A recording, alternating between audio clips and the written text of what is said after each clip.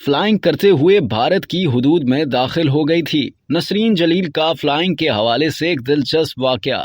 जाज़िबे निगाह दीदा ज़ेब कीमती साड़ियाँ, दीदा ज़ेब चमकते दमकते मोतियों की माला नसरीन जलील की पहचान है। नसरीन जलील की उम्र का इब्तदाई अरसा बहन भाइयों के साथ लंदन में गुजरा। तालीम की गर्ज से पेरिस भी गईं, इसलिए अंग्रेजी उर्दू जबानों के अलावा फ्रांसीसी जबान पर भी मुकम्मल अबूर हासिल है। फिर फ्लाइंग के शौक ने हवाबाजी सीखने पर माइल किया और कमर्शियल पायलट का लाइसेंस हासिल करने के बाद एक तवील अरसे तक ये शौक भी पूरा करती रहीं। फ्लाइंग के हवाले से एक दिलचस्प वाकया सुनाते हुए वो कहती हैं कि दौरान तरबियत रात की तारीकी में भी फ्लाइंग जरूरी होती है। एक मौके पर मैं अपने साथी के हमरा फ्लाइंग करते हुए पाकिस्तान की फिजाई हुदूद पार करके भारत की हुदूद में दाखिल हो गई। ताहम कंट्रोल रूम ने फौरी तौर पर हंगामी हालत में राब्ता करके सूरत हाल संभाल ली और हमने शुक्र अदा किया कि हम खैर खैरियत से अपनी सरजमीन पर वापस आ गए, वगरना इस बात का कवी इम्कान था कि भारतीय फजाइया हमें अपनी सरजमीन पर उतारने पर मजबूर कर देते।